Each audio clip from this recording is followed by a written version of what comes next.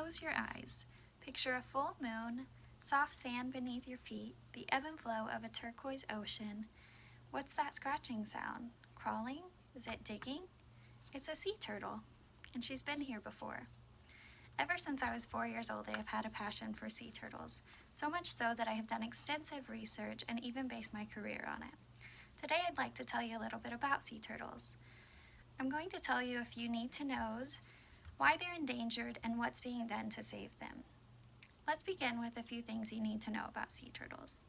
There are 7 different species: the loggerheads, the leatherbacks, the green sea turtles, hawksbill, Kim's ridley, olive ridley, and the flatbacks. Out of these 7 species, 6 are on the IUCN Red List as either critically endangered, or vulnerable.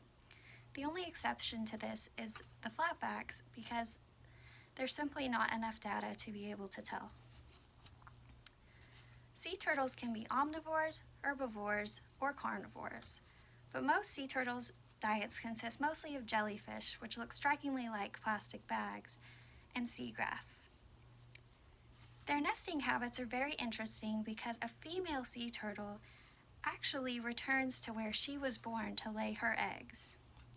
Another interesting thing about nesting is that the sex of the hatchlings are not determined by chromosomes or sex-linked genes, but rather by the temperature of the sand.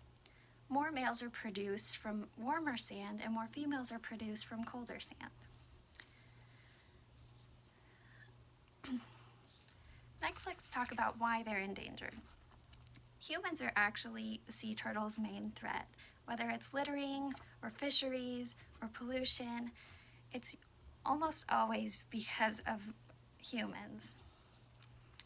That plastic bag that you left on the beach has ended up in the ocean and a sea turtle's caught up in it. Fishing line can really hurt sea turtles because they get caught up in the line, and even though they can stay underwater for about 5 hours, if they can't get out in that time, they're most likely going to die. Another thing is climate change. As I mentioned before, their sex isn't determined by anything except temperature. Well, when the temperature of the sand is hotter, more males are produced and their sex ratios are all messed up. Another study says that temperatures of the sand hotter than 32 degrees Celsius have made it where hatchlings can't even survive. Pollution is also a problem. The chemical runoff, and oil spills in the ocean have caused many diseases that cause tumors in sea turtles that kill them. Now, that's a lot of threats to them, but let's talk about what we're doing to save them.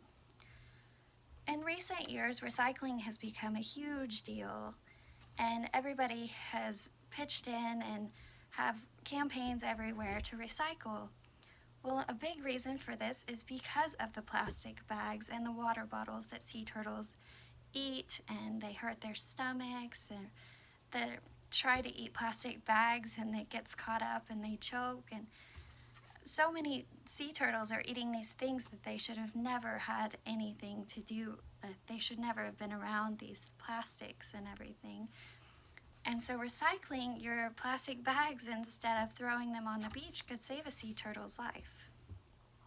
Another thing in recent years is sea turtle-friendly fishing hooks and nets. According to the World Wildlife Foundation, circle hooks have been invented so that they don't get caught up in sea turtles as much. There are also turtle excluder nets that make it where only sea turtles can escape through the back end of the net and not whatever the fishery was trying to catch. The biggest thing is probably sea turtle hospitals. Sea turtle hospitals take in injured sea turtles, rehabilitate them, and release them into the wild. If they're not able to be released because they're too sick or they don't think they could survive, they often keep them for the rest of their lives. Sea turtle hospitals monitor nesting beaches to patrol and make sure nothing happens to these sea turtle nests and that the hatchlings make it to the ocean safe. Without the sea turtle hospitals, some of these sea turtles could have never had a chance. It's really a great thing that they've become so big. I hope you've learned something today about sea turtles, and as I come to an end, I would like to tell you why it's so important. Sea turtles actually are becoming extinct, and without them, our marine ecosystem would be completely messed up. So I'm glad that we got to talk about a few need-to-knows, why they're endangered, and what's being done to help them. Thank you for listening.